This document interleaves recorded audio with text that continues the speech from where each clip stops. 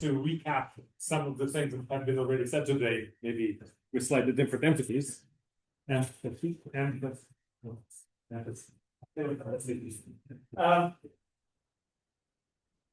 All right, so again, first 15 minutes will be very disparate remarks.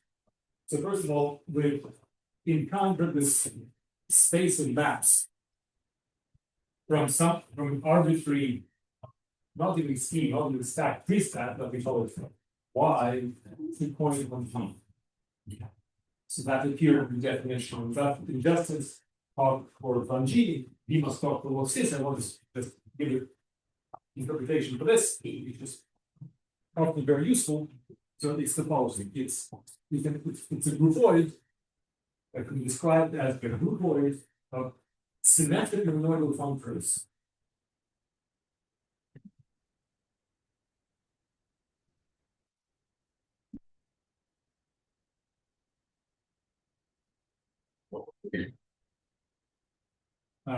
From the category rep G to Gaitsgory applying. So I'll add an adjective in a second. So just to disaggregate the notation, I think in this conference, in the school, when we write a category such as this, we mean always that responding to right category. We never mean a linear category. Okay, most of the speakers. And if we want to take the linear category, we add the parts. So for an algebraic group, this is the basic category attached to it, and we mostly think of an algebraic group in terms of this category. So it's correct up to the following adjective. We consider functors that are right C exact. Monoidal.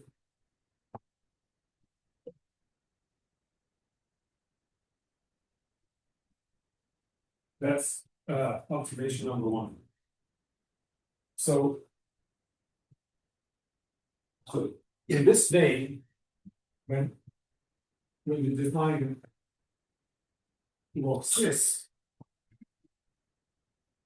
and here in this talk, I start distinguishing, well, actually it sounds already between G chat. So we consider the spectral loaded systems for G chat. So this is the following: it's symmetric monoidal functors.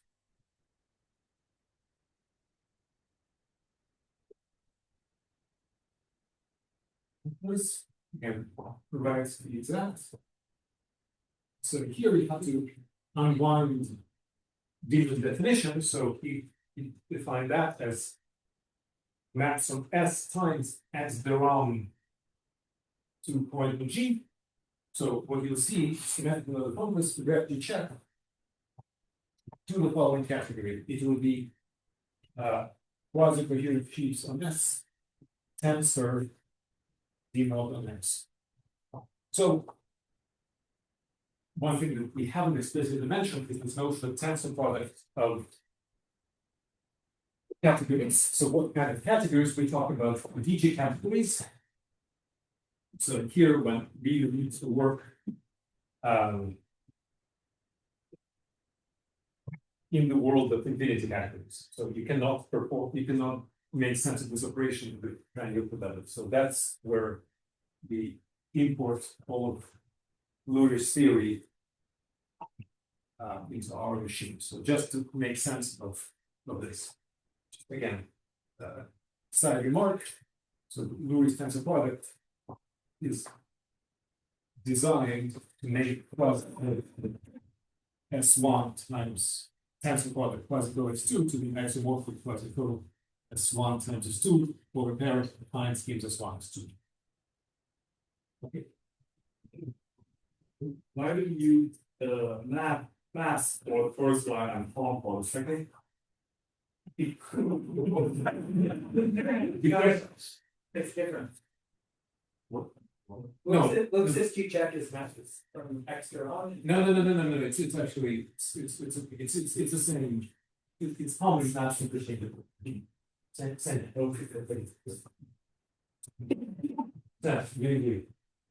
I don't know. What's the thing on top? In Maths. And one is it? Okay. Stacks or is it? Okay, let's not waste time. Okay. Almost three stacks, which is a good one. Yeah. Okay. So, the cell phone has been delayed. What was the price? I can't disclose that. All right. So another thing that appeared in Demascott is this geometric object sub-round. It was a certain crystal that lives over one spring. So Dima gave the definition, but I do encourage every one of you to go home and write down the definition in terms of this function multi-disc. So it's a disk around a variable point of the round space. So I won't repeat now. So give a definition. You have to play with this notion of the round stack. Y goes to Y the round, but you have to do it in a slightly relative situation. It's a great exercise to process the definition of what Y the round is. All right. So now so 2 prime. So this symbol appeared in Sam's talk. And it's quasi-linear sheets on this guy, this algebra geometric object. Okay, now I'm through. So now I'll do 1, 2 minus. Well, I'll say what quasi-period, what do we mean by quasi-period sheets? So that is here at the end of the stock. Again, for an arbitrary pre-stack, doesn't have to be an algebraic stack. Quasi-period sheets on Y is by definition the inverse limit over all applying schemes mapping to Y, Y is equal S. So in other words, you're thinking of a quasi-period sheet of Y as a compatible family of quasi-period sheets on applying schemes mapping to your pre-stack. Compatibility, I mean, under the star pullback, so there's nothing else on quasi-period sheets. So this is really kind of not an algebraic stack, yet you can make sense of quasi-period sheets on that using this definition. All right. So what am I forgetting? Okay, so now, I'll recap the functor that appeared in both Dima's first talk and Sam's talk. So the functor we call log stack. But now we have, and think of it, G check. So we have log cis G check, and I'll put X, just X on the global curve. And if you look at this definition number 2, you will see that there is a diagram like so. Let's call this projection. Here it will be evaluation.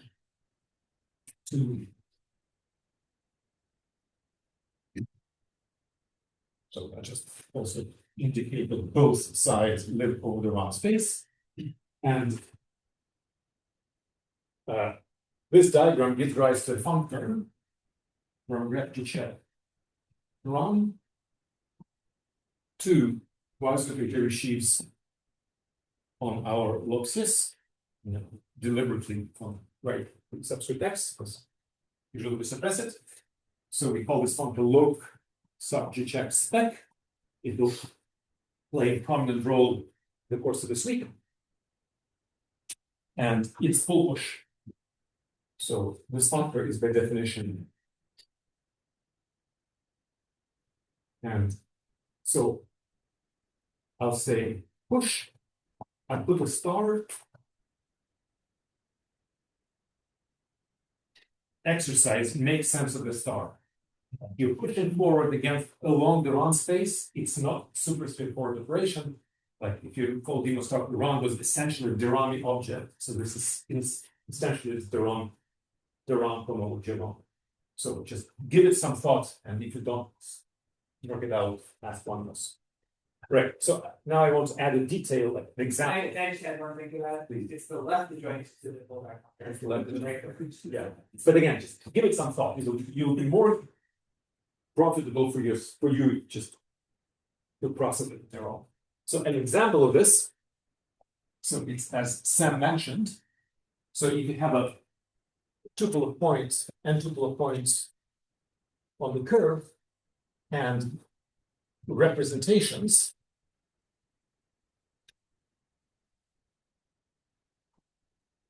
So to it, there one attaches in a tautological way an object of this category. So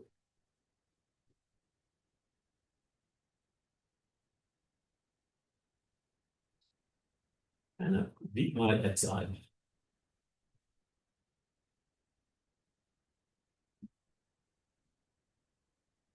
Okay, let me just add one more word. So, like, we define this category by this formal procedure, but the way you should think of it is as follows. At least that's the way I think of it.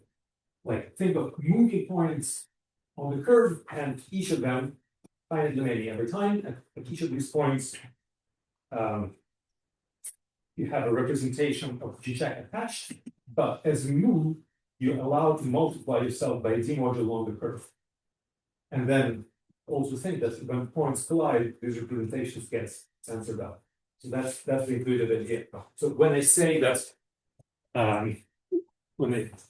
look at this object, what I mean is that the points are frozen, so you're really kind of delta functions, and at these points you have these representations.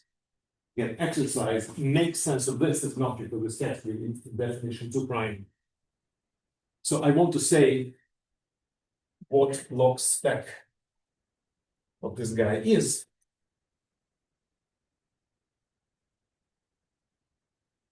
Well, it is a quasi-coherent sheet of a stack of local systems, so I have to say what the fibers are. So unlike DMA, I'll denote local systems by sigma. So sigma is a point set of local systems, and here is what it is. So this definition will justify both the name evaluation for localization.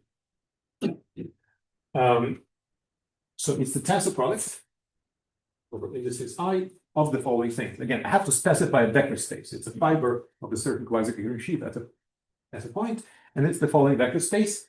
So I take my representation. Now in DMA's notation, I can associate with this representation and a given local system, a local system of vector spaces on my curve. So it's a local system of vector spaces, and then I take its fiber at the point xi. So it's kind of the most tautological thing that you could have done. So you can give yourself representation, local system at the point of the curve, you produce a vector space. How many ways you can do it? One. So that's what you do. All right. So just one more thing to finish with this. Then better, but like the literal formula you gave, but you can make sense of this without the connection. So you just say to people explicitly the connection, what it has to do with. Yes. So Gruyère is objective. So like, I'm not using all the data. What I wrote makes sense for sigma, just G-torus, not a connection. Where is the connection used? It's used in the following place. So sigmally, I have to allow this point xi to move. And when I allow them to move, as I said, I allow to multiply by D modules along the curve. And what I'll be doing here, in this case, I'll be taking cohomology of that D module, tensor that local system. So in here, what I did, it's the cohomology of a D module tensor the delta function, which amounts to the fiber. So that's why this appears. But in fact, what I have is a de Rham cohomology of a D module tensored by this local system of vector spaces. Again, I strongly encourage each of you go home and work out the definition. And if it doesn't work, ask us tomorrow morning. The lazy way to answer this is to say that the size coming as the knife. Sure. There are plenty of ways to do it. It's a philosophical question. So the statement of the theorem doesn't involve the Rand space. Which theorem? There's no The main theorem. No. And the action of two calls on that statement also doesn't involve Rand space. But to prove that there is an action, you have to use Rand space. So In a second, it'll come up in a moment. Just give me 2 minutes.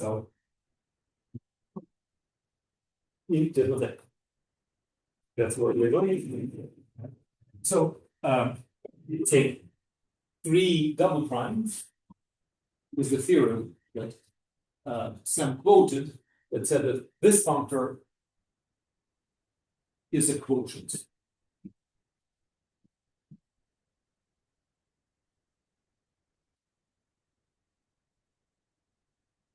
All right. So now I'll move on to some of the things that Sam talked about.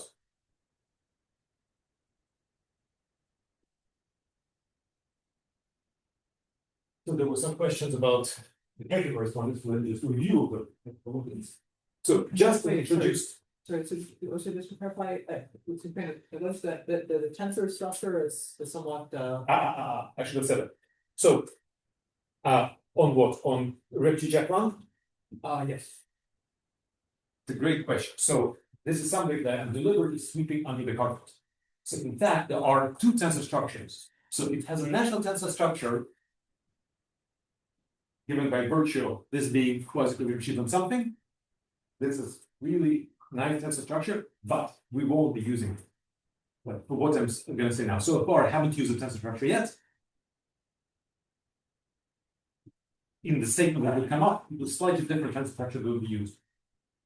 And I'll give you a reference. I won't talk about it explicitly because it will be a whole mess. I mean, all right.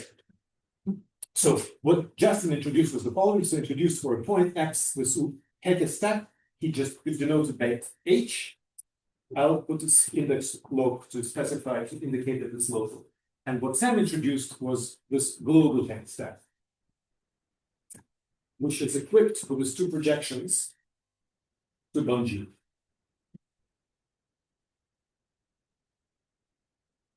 And let me denote this projection by S. So, however, you can play exactly the same game where you allow X to be a point of the round space. You can allow X to move along the round space, and you'll have the globe sub run mapping H sub run, log sub run. So here you take Justin's definition. So Justin's definition appealed to a formal disk around the point X, but like in Dima's talk, where he defines this, we could have this multi-disk parameterized at point of the round space. So we play Justin's game to define this.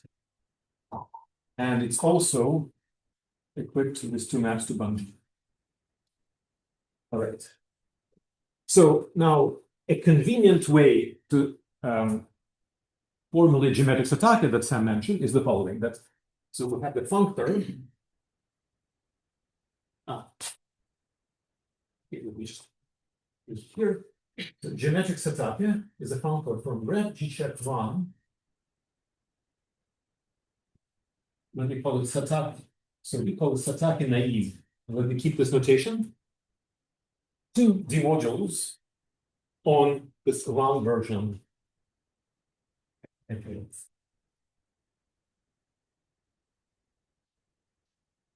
And with this functor, one can define, let me not call it an action, let me call it a binary operation.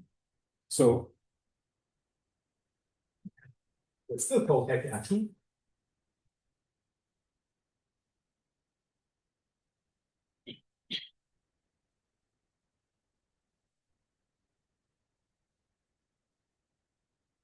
And it is defined by the formula that appeared in Sam's talk. So what you do is this. So I start with guy that we call it currently V here. We start with an object, and here I want to define the output. Let me call it straight header. So straight header V tensor M is given by the following formula. You pull back from the left factor. You pull M, you pull back this curly V from this factor. So I always write pull back shriek because this is the operation that's defined in all the modules. You have to shriek pull back. You tensor, again, it's shriek push forward. That's the only push forward that exists for all the modules. Again, if you think of the modules as quasi-coherent sheets on the drum space, this is the usual tensor product. And then you push forward with respect to this projection. And again, give it, it's the same problem with push forward, give it a thought what kind of push forward that is, because you're integrating along the round space directions. All right, so this is a binary operation.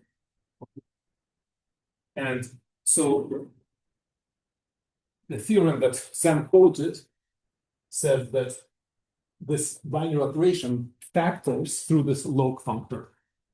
So If there's you formula, say again. you use your formula, you have S shriek of B, it's an S shriek is the bound of B. Yeah, I should have said that. Sorry, it's Satake V. That's why I introduced the notation. Satake equal V. So again, start with this V, apply Satake, you obtain a D module here, and then we'll push it fully back. But that is, Yes. that needs to be on the right hand.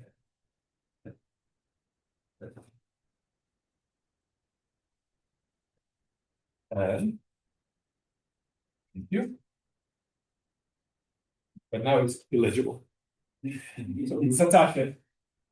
What do you mean by Schwieg tensor? Hmm? What do you mean by Schwieg tensor? So this is the only tensor product that exists for D1. Like, if you think what kind of tensor product there is a Schwieg tensor product. And what it is, if you think of D modules as quasi-coherent sheets on the round space, it is a usual tensor product with quasi-coherent sheets. It's called Schwieg tensor product for historical reasons. Okay.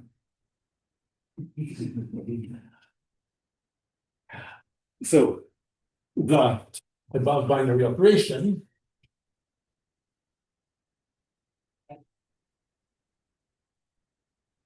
factors through mathematically uniquely through the following. So get the check wrong, as we said. D1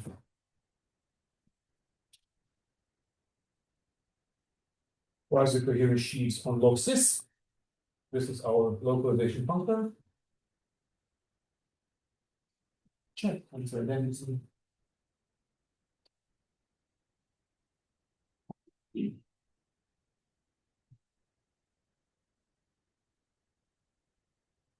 and so this is what we call the spectral action functor. So now I claim that this is really an action in the sense of this monoidal structure. So how do you prove it? To do it, you endow this LOX Rebdi-Check run with a slightly non-trivial monoidal structure that takes into account not only the pointwise tensor product, but also the operation of union of products up in the round space, because you have two finite subsets, you can take their union. So you kind of combine it with this operation that will make this function look monoidal. And so this action, in terms of this monoidal structure, will be this binary operation has an actual structure of action, and then it will automatically follow the business honest action. So this is basically addressing the Hill's question. I guess, yeah, that's what. Okay. Okay, so that's that part of the story.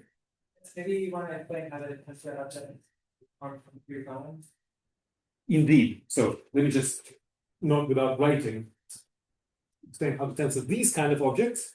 So you have an object V1 at X1, and separately an object V2 at X2. When they take the tensor product in monoidal structures I now mean, I get an object that is denoted V1 X1 tensor V2 X2.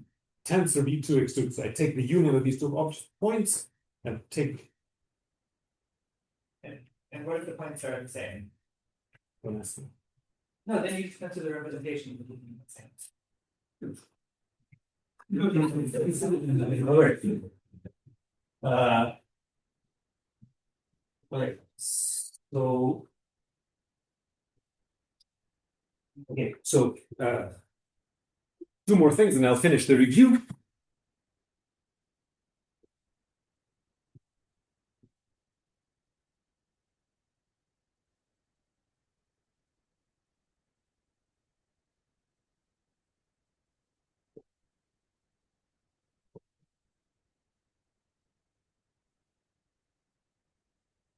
Then maybe I can ask the answer.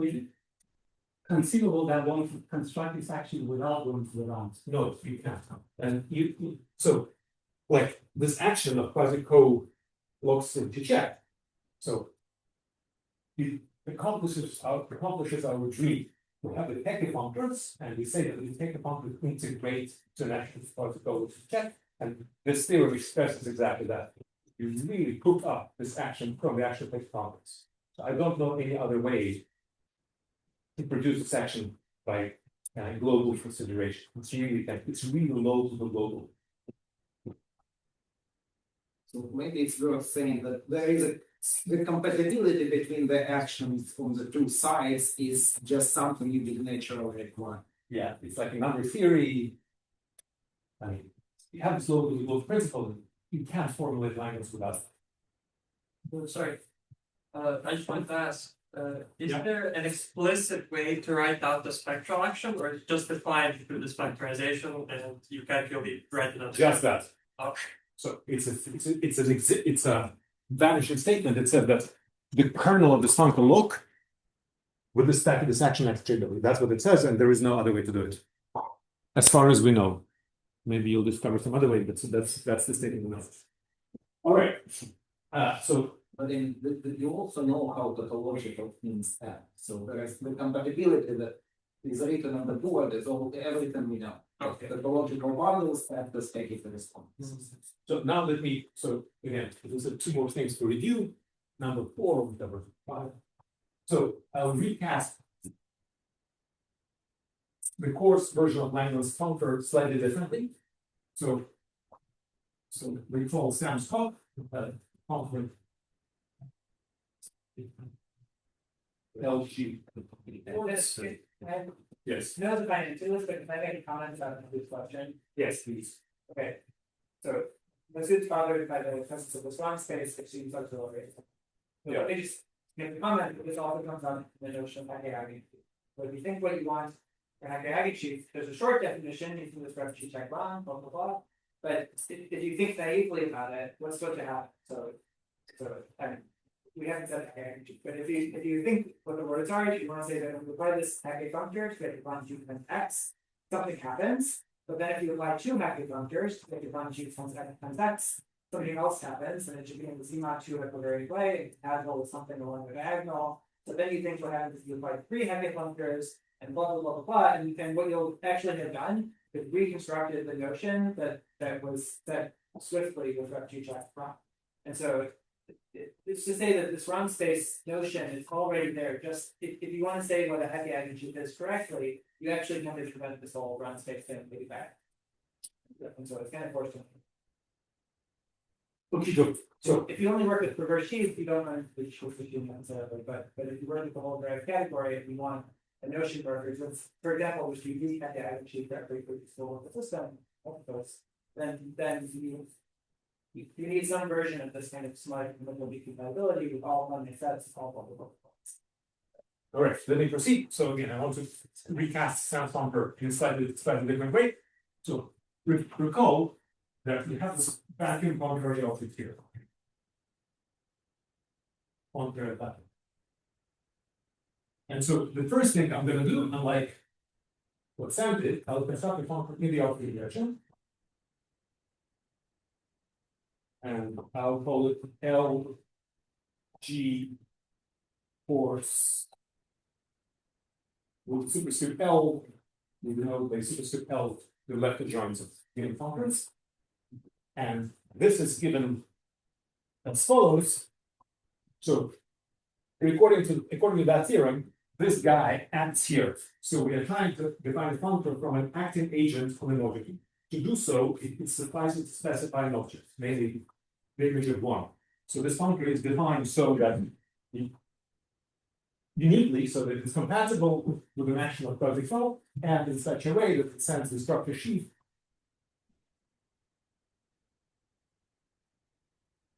to this functor object. So I'm saying this because ultimately we know that this functor sends from very object to the structure sheet, but it will come at the very, very end. We won't know it until the very end of the proof. What we know from the beginning of the proof that the left adjoint functor sends this guy, this guy. Still below the functor, the inverse of each other, we don't know. So we start with that. And this object, as I mentioned, is compact. So this is a rigid monodic category. So therefore, this functor sends compact object to compact. As we know in homotopy theory, in this case, the functor makes a right adjoint, which is continuous, i.e. commutes with all colimits, is because of rigidity. It also commutes with an action of this guy.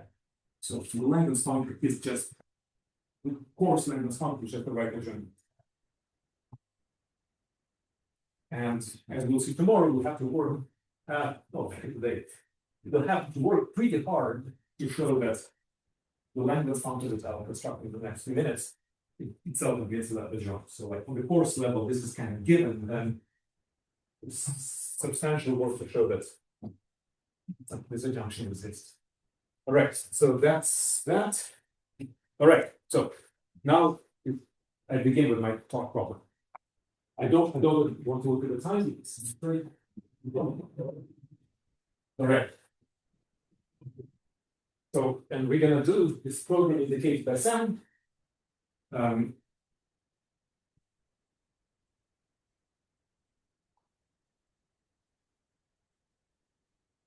So we start with this coarse Langlands functor.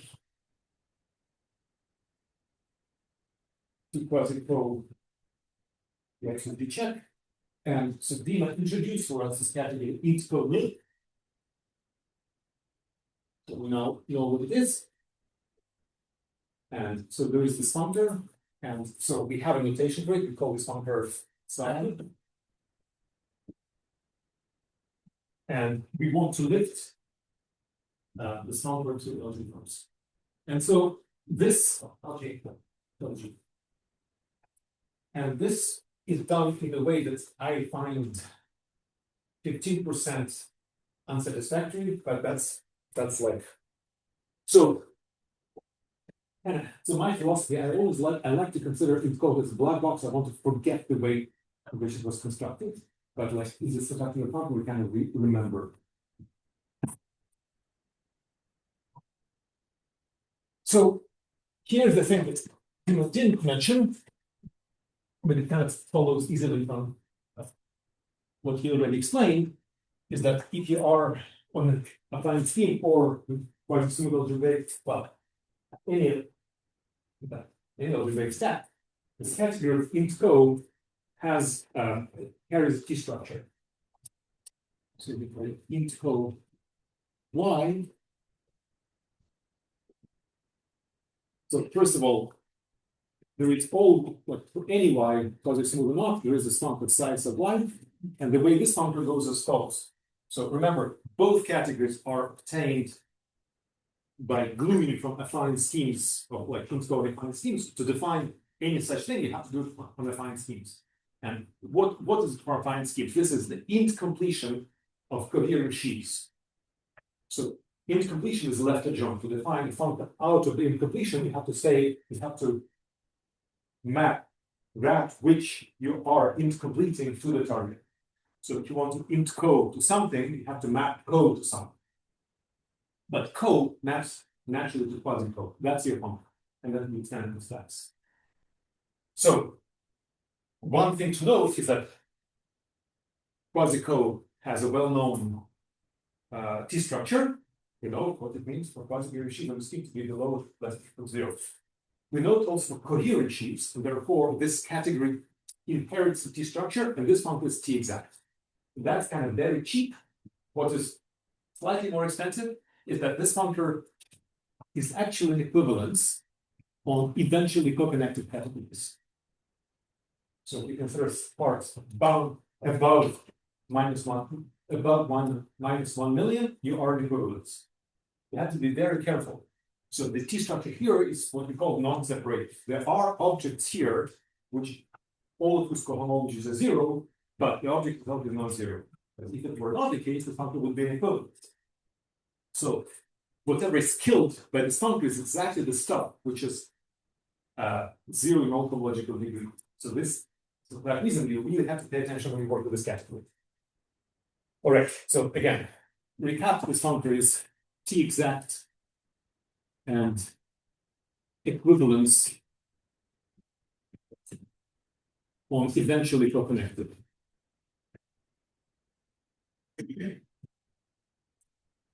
And the same thing happens in the quadrant case when you specify singular support. So You erase the greater than. and so variant. Actually, can I make one comment? Just Please. kind of subtle and one. Yeah. That's the kind of. So that's naively, if you're on some kind of reasonable space wide, if you think about the abelian category of coherent sheets, those are all unions of coherent subsheets under reasonable law. And so, the abelian categorically, it's true that quasi-coherent sheets are the spin of coherent sheets. And if you try to naively sort of derive that statement, then you get a wrong statement. And you get this, what's really quasi-co at the derived level is end of perf. And this is sort of what reconciles the difference between those two things. So if you take end of code, you take end of perf, they're the same and on the abelian categories or on bounded derived categories. Yeah. So it's actually a very kind of not so fairly naive.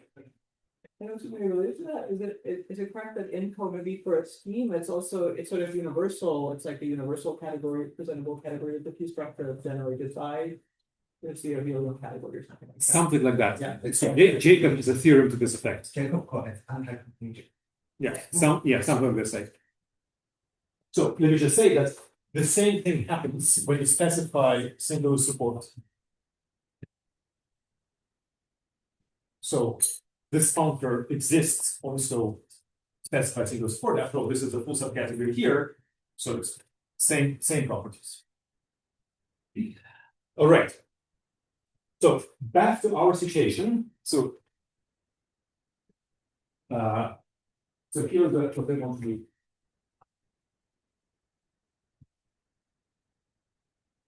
What I want to do is the following. So the category of D mod 1G is compactly generated. And so therefore it's an incompletion of its compact object. To define a functor out of the incompletion, it's the same as to define a functor that commutes with colimits of incompletion is to define just a plain functor out of the original category. So I want to define a functor out of here to this infinite.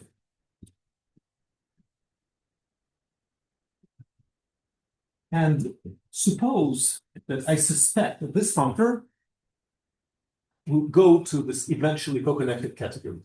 Suppose that that was my guess. But I also know that on the eventually co-connected category, this functor that I call psi is an equivalence.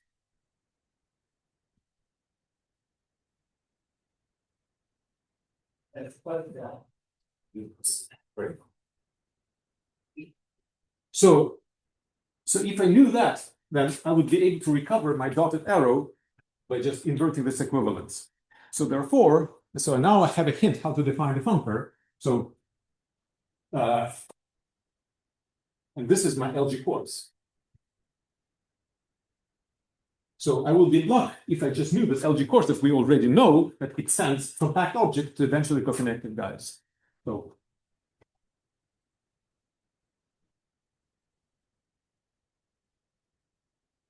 let me call it theorem 0 of the stock. LG course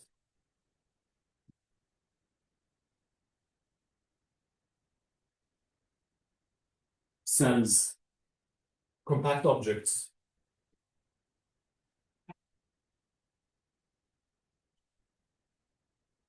D mod 1G to eventually co-connected object.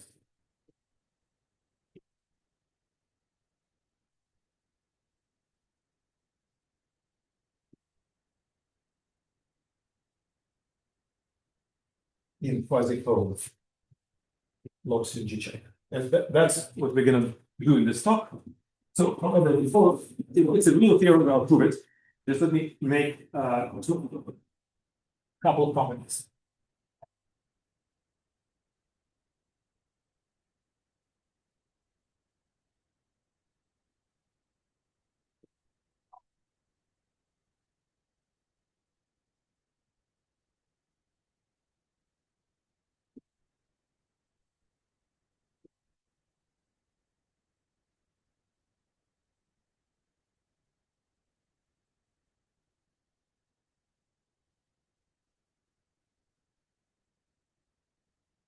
So first of all, here is the method of proving this theorem 0. We'll prove theorem 1 and theorem 2. So theorem 1 will be purely on the Bungie side. Equals Would you motivate the theorem somehow? Like, why would we expect these things to be eventually cognate?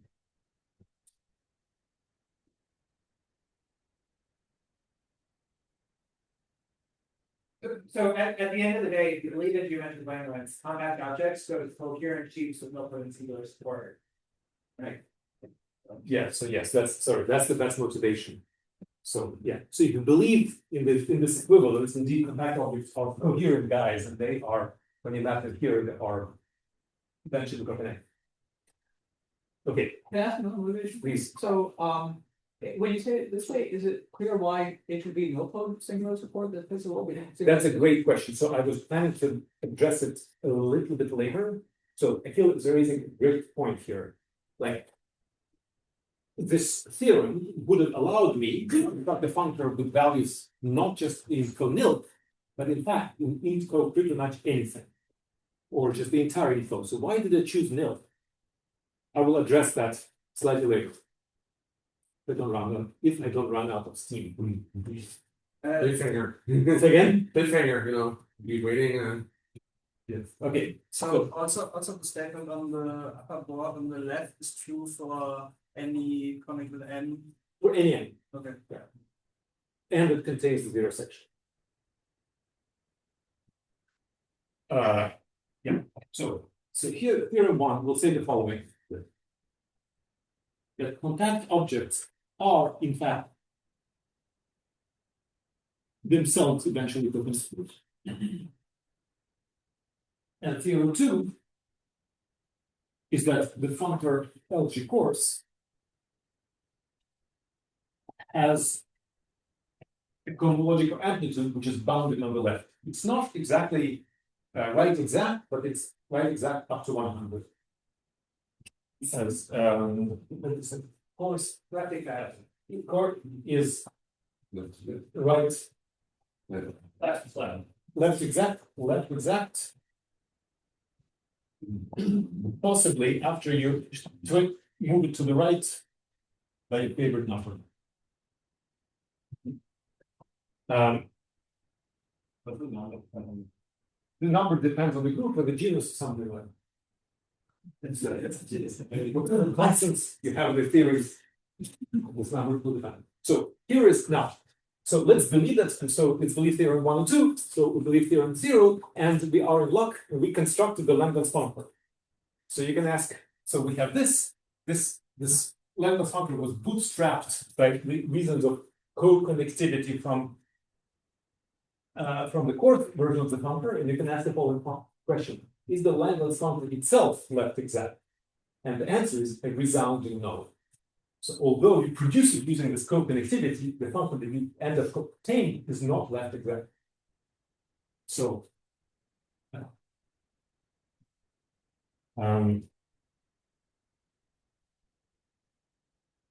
not left exact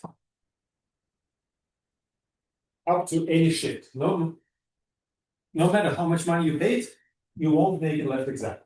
And so here is a counterexample. So let's apply our Langlands functor to the object of Bungie, which is the constant sheet as we know it. So if you look at Sam's definition, the functor LG course will kill it. So LG course goes to 0. So therefore, when you apply Langlands functor to the constant sheet, it goes to an object here which dies under the sum. And as I said, such objects are zero cohomologically. So if all of its cohomologies are 0, and such an object cannot be bounded below. And yet it's not 0 because we believe this guy is an equivalence. So this is something to remember. It's really not left exact. However, there is a theorem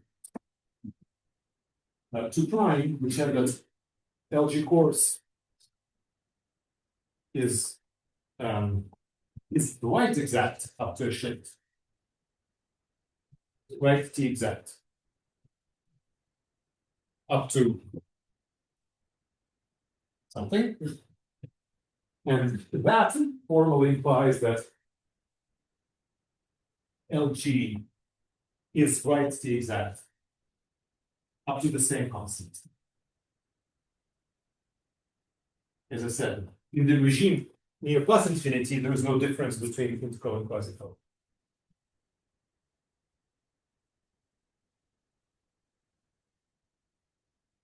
All right. Well, then, so you sort of said it out loud, but maybe at some point you could write theorem -1, Which is the amount of fungi is impacted by. yes. I'll do it in the process proof. Yeah. Okay, question to the audience. What do we have to do now? What's the first order of business? You figure -1. All right. So prove theorem 1. It's a sine error. It's characteristic too, okay?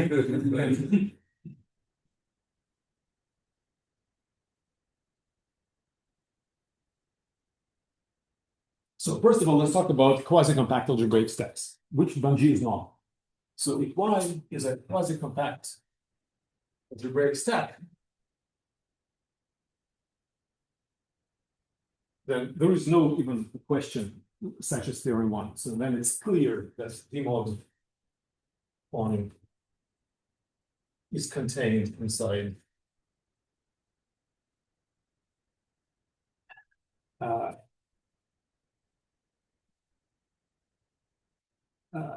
D mod Y. Namely, I'll tell you what this guy generated by, compactly generated by. So here there is a basic adjunction that's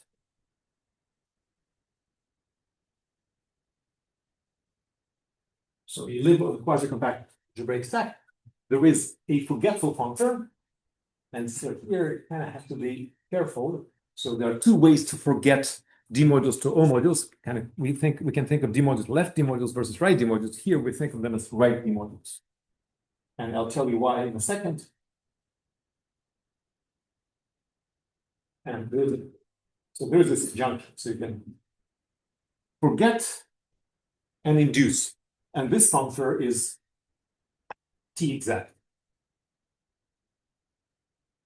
And this functor is conservative. So you obtain compact generators here by applying this left adjoint to compact objects here.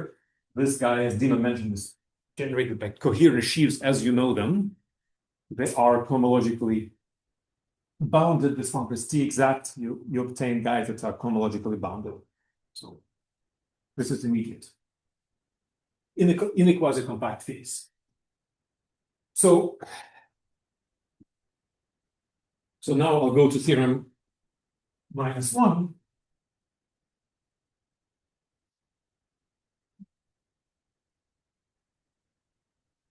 So let's talk a little bit about that. So now we have all of this Bungee, and you want to produce compact objects in the category of D modules. How are you going to do this? So on general grounds, you observe the following. So every compact object is of the following form. There should exist a quasi-compact open U, and your so for every compact in it's not important. This Bungee, it's going to be arbitrary algebraic stack, not quasi-compact. D mod Bungee is of the form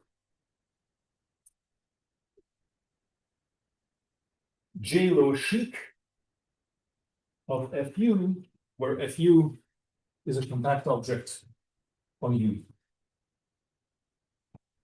But here is the problem. So this is J lo chic. It's the left adjoint to the restriction functor. It's just not defined for all D modules. So it's not true that this is a well-defined functor, and we're stuck. And if Bungee didn't have any special properties, we wouldn't even know that the categories compactly generated. And I think there are counterexamples to this. You can actually exhibit an algebraic stack where the category is not compactly generated. But something special happens to Bungee. So namely, it turns out that you can cover Bungee by very special kinds of open subsets for which these functors are defined. And so these special subsets are union of certain harmonic narrow-sequence strata. So it's a very nice combinatorial discussion, which is addressed in the recent paper of Tayu, so you can read it there. So claim there are enough. So claim that G is a union of U's for which geometry is defined. So now you want to show, you take one of those U's and you want to show that this functor sends, so this functor is sends objects that are bounded below, the objects that are bounded below, and there is a minor hiccup. So if you were dealing with a particular open embedding of U to the prime, it's easy to see that this functor has a bounded cohomological amplitude. So it's always right exact. It's not clear that it's left exact up to 100. So it is right exact up to 100.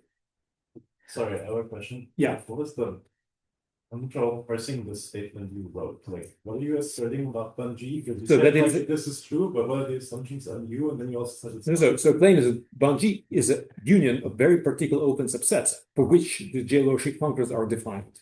and such that the statement you wrote above, like every compact open is That's always true. So every compact is of this form for some U.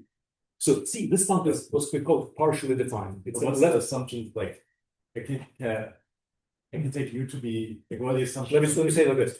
So I can take you to be Bun-G, and so only true. quasi-compact. Quasi-compact. Yeah. Oh, that's what. Yeah.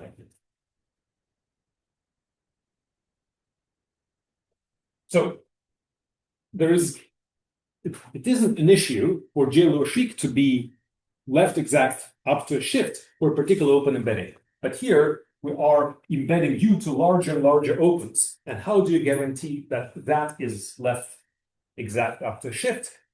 Which a shift is supposed to be independent of this U prime, otherwise we're in trouble. The claim is that it's the case. So like kind of this, it turns out that this bound on how much you need to shift by only depends on the source, not on the target. It's a nice exercise that you can read about this the GLC1 paper. Again, the exercise is that for an open embedding, the bound on the non-left exactness of the functor only depends on the source and not on the target. All right, so that's theorem one. And so when am I supposed to finish? When did I start? Okay, so this next talk is at 5. All right, so okay, so I'll finish it for 30. There's stuff that I need to say. Yeah. Why do you need why would you try to Say again? the argument that you gave here? Why was my Here? Yes.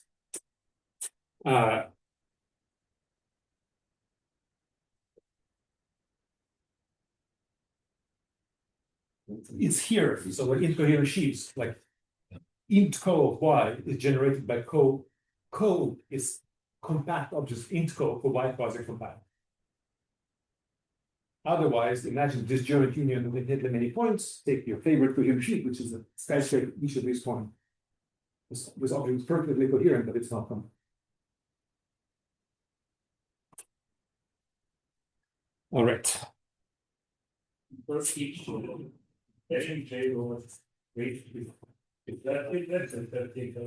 So J-low-Sheik for an open embedding, it's always righty exact, but it's lefty exact up to a shift. And that shift you might have thought it depends on both U and U prime, but in fact it only depends on U.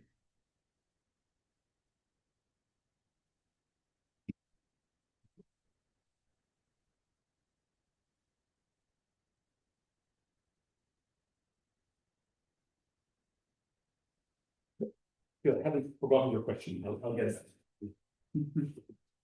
1 minute 28. All right. Okay, question to the audience. What do we have to do now? Where are we?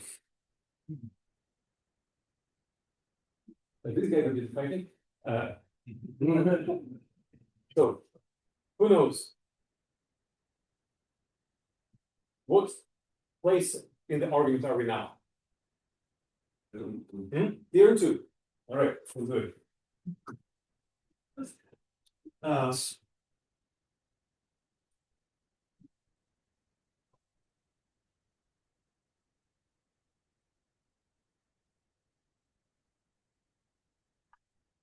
So we want to show that our of course the Sam defined is left exact up to certain constant.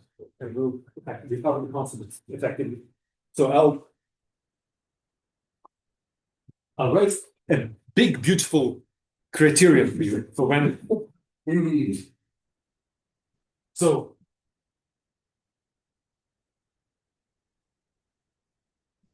proof of theorem 2. So we start with an eventually co-connected object on 1G.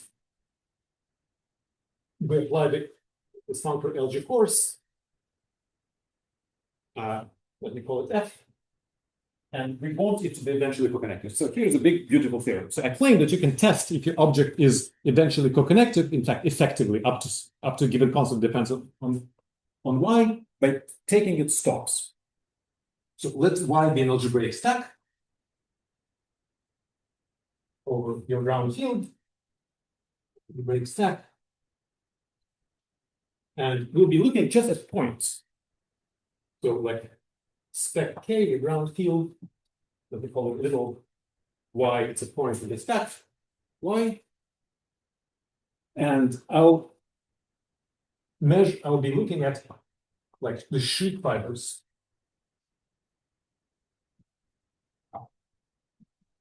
So the big beautiful theorem says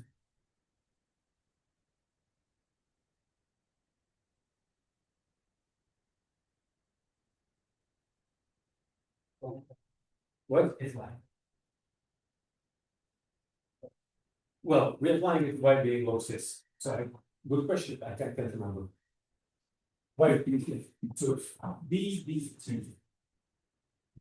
that there exists a constant, something like dimension of y, maybe something dimension stabilized, something like this, such that if for all points y is bigger than 0, then f itself is equal to 0. No, that's all big beautiful things. This is false. People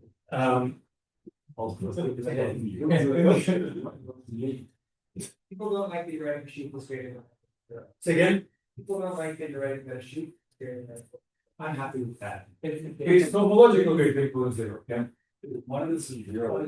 Oh, sorry. Bigger than z. It's for any line. For a given y. So this d depends on y. And what's the reduction of line? So algebraic stack. Quasi-compact. So counterexample number 1. So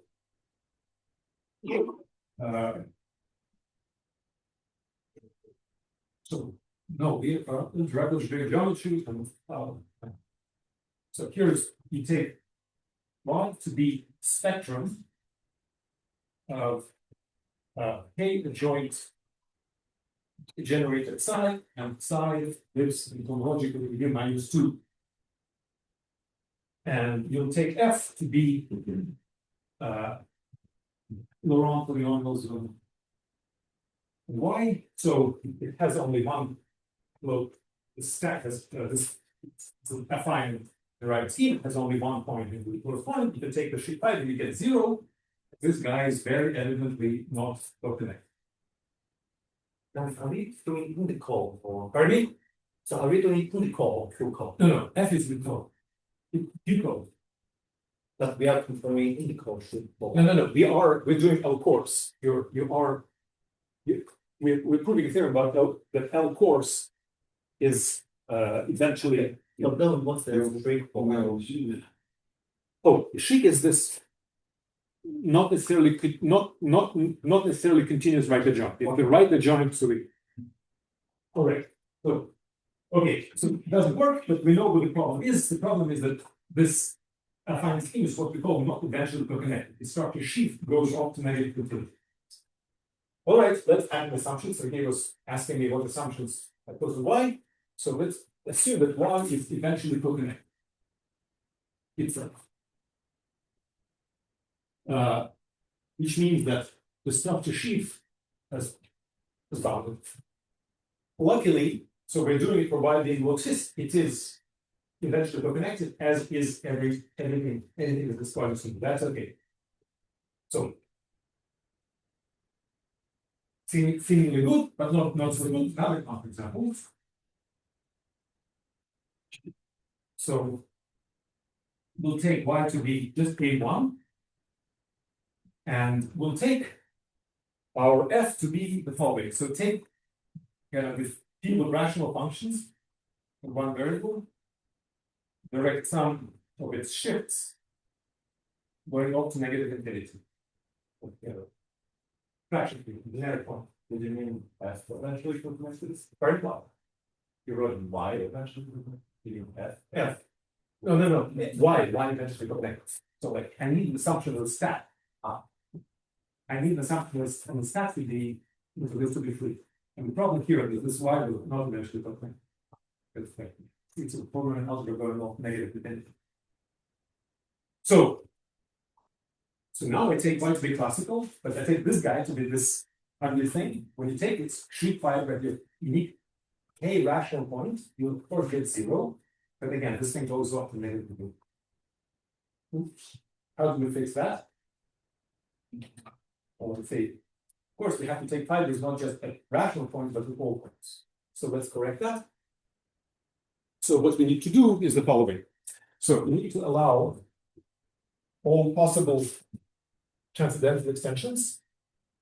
So denoted by y prime in base change. And I'll be asking for the same, but after the base change. And then I claim that the big beautiful theorem is true.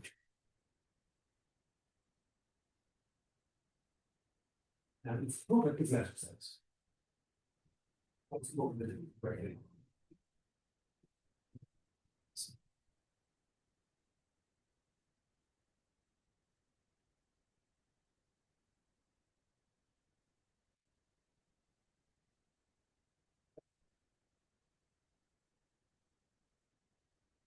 So we want to apply this criterion for f being that. So, and the first step, you have to prove something after any base change. So, but you already the wrong situation. When you base change from k to k prime, kind of nothing happens. You just extend scalars. So your m started life here over k, you base change to k prime, it's still eventually co-connected. So therefore, you may assume that k prime equals k. So like, this doesn't affect anything. So we need to show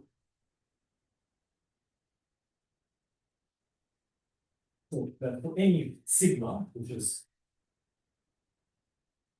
a point in the static local systems, so I can know by answer sigma corresponding to that. I sigma of the sheet of LG force M is greater than T for some specific unit that has to do with the geometry of forces. So we have to prove this.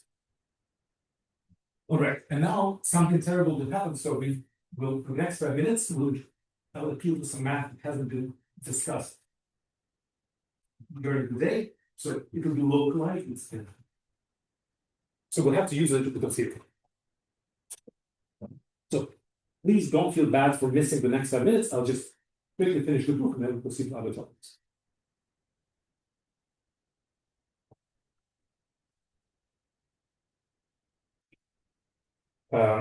So what happens is this. Yeah. So on the one hand, we introduce this log-sys G-check, but there is another guy. It's called, it's not an algebraic stack, it's a formal stack called log-sys G-check restricted, and you can give the definition quickly as follows. So it's really underneath. It's the disjoint union for formal completions of closed loci of local systems that correspond to local systems with a given set simplification. Let me do it slowly. Takes a semi-simple local system, it's in the closed locus, all those local systems, semi-simplified to it, closed locus, and it's a third formal label. And take the we can how the operation take the disjoint in the whole substance. This is what set this screen. And but you can also give a Tanakian definition in like in point one that I explained at the beginning of the talk. Great exercise, give the Tanakian definition, or look it up in agent already. I'm defining all that part. Pardon me? I'm defining it for my next talk. Oh, even better. Where?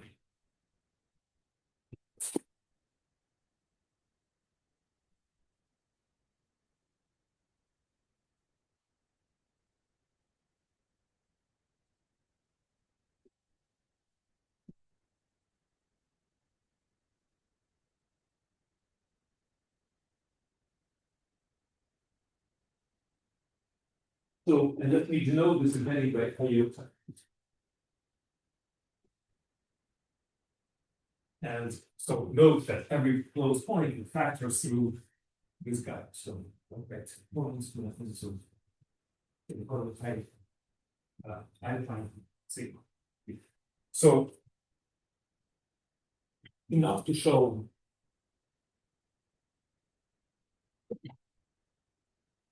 that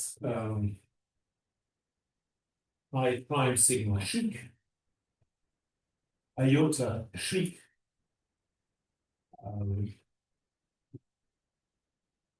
LG course, and is going to be all right. So now I'll say something another thing that's already been discussed. So we are considering this category of D modulus on 1G, but inside there is a category distinguished by its singular support, but not in the coherent sense that was discussed by being taught by this singular support in the sense of D modulus, as we discussed. Where here. So D modules have notion of singular support, which is a conical subspace with a cotangent, classical cotangent bundle of 1G. And then this tangent bundle in the space of Higgs bundle as the locus called an important column.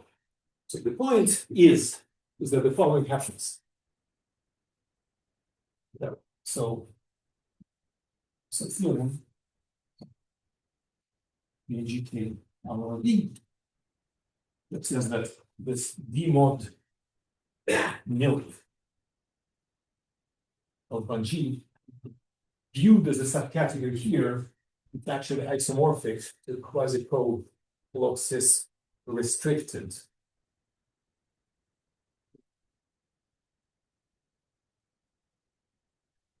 Quasi-co-Loxis with D mod of 1G.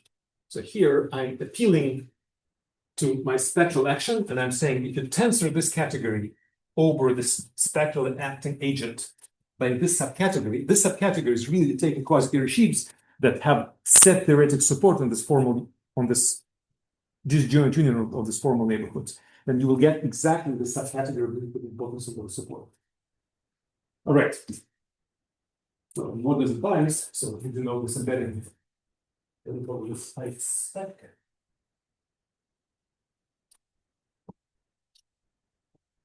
So you do know this embedding by iota, and it's right the joint embedding.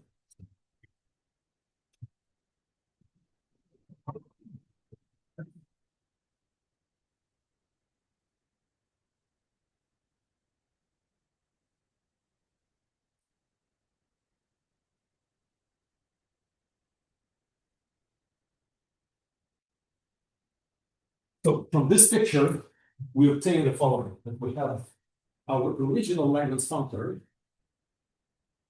the coarse version, to Q-co Loxis check.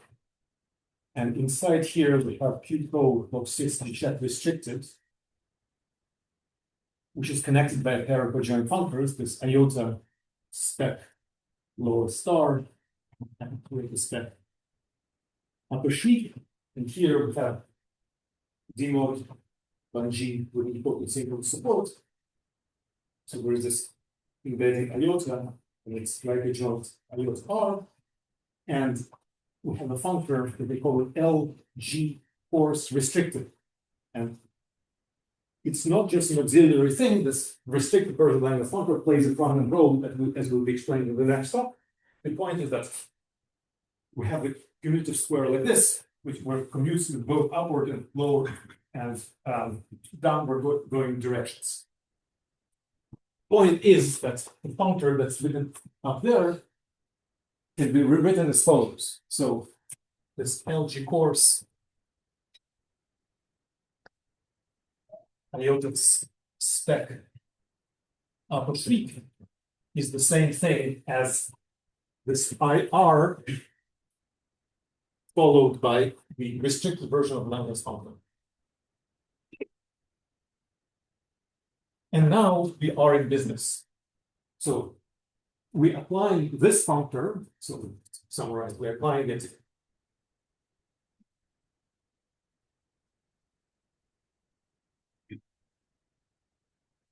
restricted by R to M. So this functor is T exact, this functor is left T exact being the right adjoint. So this functor is right T exact, this functor is also right T exact being the right adjoint of the T exact functor. Left T, this functor is left T exact being the right adjoint of the T exact functor. The point is that this guy. For IR. Pardon? Left feedback. I was T exact, therefore IR is left T exact. This guy is left T exact. And now the point is that this guy is T exact. And this is the theorem of Sam and Newton. Yeah. No, I thought. So it's one of the key theorems in the paper of Joachim and Sam. So we obtain this functor left T exact, hence the desired result. All right, so let me see how am I doing. I promised to finish at 4:30. It'll take 1 minute to answer Akhil's question. So we proved theorems 1 and 2. We constructed a Langlands functor, and Akhil asked the following question: why do we go to inco nil? Why not to something else? And I'll give a short answer to this.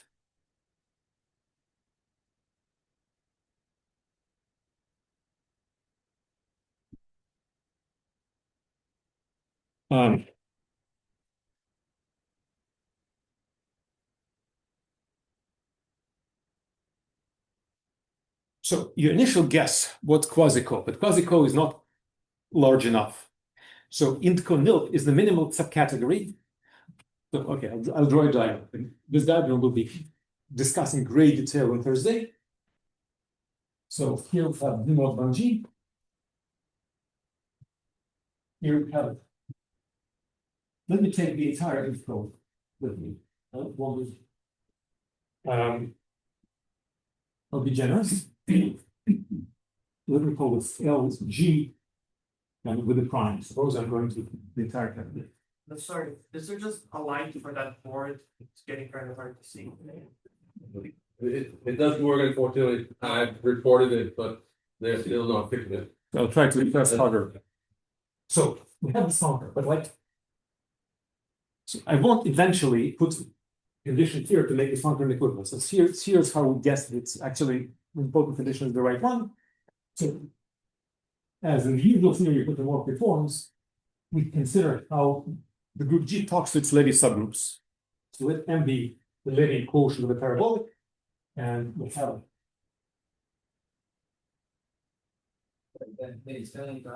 yes. So just to to make sure that pieces fit together. So you have compact objects in D model 1G. They go to something, and in reality, they go to coherent sheets. And so you're going to have a functor like this, and then you are trying to explain that these coherent sheets have to have an important singulars.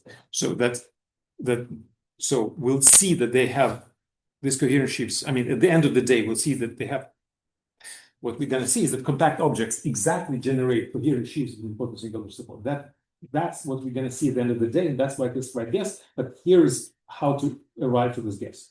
We'll consider the diagram that involves Eisenstein functors.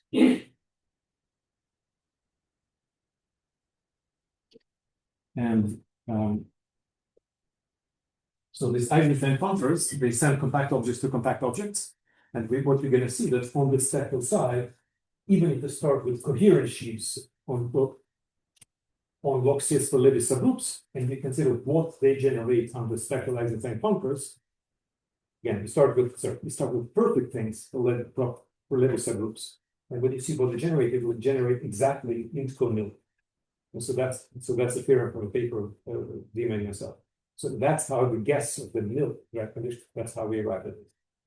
But if you start with something minimal, namely perf, but if you take into account the Eisenstein functors, which preserve compactness on the geometric side, the better preserve compactness on the spectral side, and that's how that compactness condition arrives.